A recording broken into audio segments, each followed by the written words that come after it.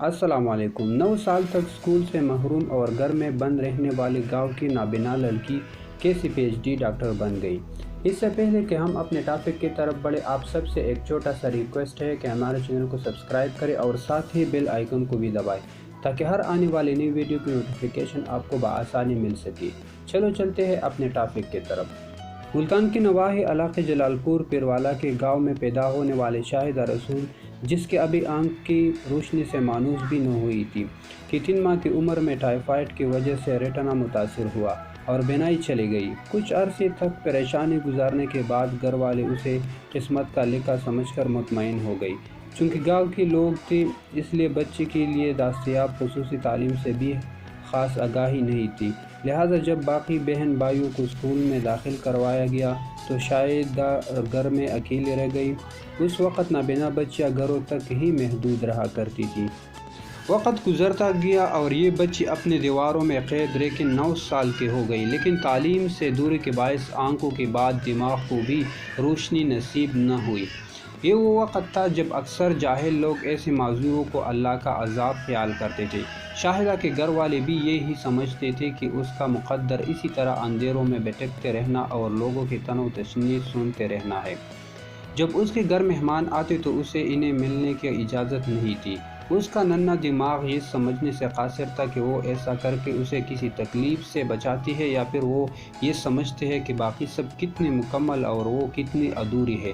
بقول شاعر، سبھی سمجھتے ہیں مرجھایا ہوا پھول مجھ کو، کہتے ہیں اہل محفل رونق محفل نہیں میں۔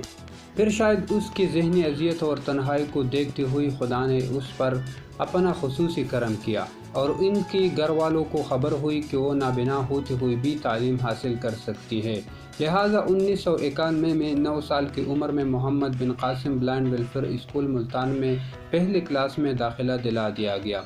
اسے پڑھنے کی خواہش تو تھی ہی اور اساتذہ کا تعاون بھی شامل ہو گیا۔ یہ اسکول گویا اس کے لیے نئی دنیا ثابت ہوا۔ اسے اسکول سے اور تعلیم سے محبت ہو گئی اور اس نے ہر سال میں 2 کلاسز پاس کرنا شروع کر دی۔ اس کے بہن بھائی جب اپنا سبق اونچی آواز سے دہراتی تو وہ بہت سی چیزیں یاد کر لیتی۔ اس طرح سے دیر سے اسکول داخل ہونے کا جو خلا تھا وہ پور ہونے لگا۔ وہ ہونہار تھی اور محنتی بھی، اس لیے وہ غیر نصابی سرگرمیوں میں بھی بھرپور حصہ لینے لگی۔ تقریر کرنا، ڈراموں میں شمولیت، مضمون نویسی اور گلوکاری، ہر چیز میں بڑھ چڑھ کر حصہ لیتی۔ اساتذہ کے خصوصی توجہ نے اسے مزید نکھار دیا۔ میڈل تک تعلیم اس نے خصوصی اداروں سے حاصل کی اور پھر اپنی قابلیت کی بنا پر وہ نارمل اسکول میں جانا شروع ہو گئی۔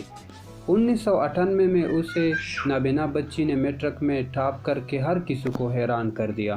پھر وہ مزید آگے بڑھے اور گورنمنٹ ڈگری کالج ملتان میں داخل ہو گئی۔ یہاں سے انہوں نے انٹرمیڈیٹ اسلامیات میں جبکہ ایم اے اردو ادب میں مکمل کیا۔ یہاں بھی اساتذہ نے اس کی بھرپور حوصلہ افزائی کی اور وہ ایم اے کرنے کے لیے بہاؤالدین زکریا یونیورسٹی چلی گئی۔ یہاں بھی اس نے اپنی قابلیت کا لوہا منوایا اور پہلی پوزیشن حاصل کی۔ یہاں بھی وہ رکی نہیں ٹکی نہیں، انہوں نے علامہ اقبال کی شاعری پر ریسرچ کر کے اسی یونیورسٹی سے ایم فل کی ڈگری بھی مکمل کر لی۔ شاہدہ رسول نے زکریا یونیورسٹی میں صرف پوزیشن ہی حاصل نہیں کی بلکہ یونیورسٹی کا اعلیٰ نمبروں کا 16 سالہ ریکارڈ بھی توڑ دیا۔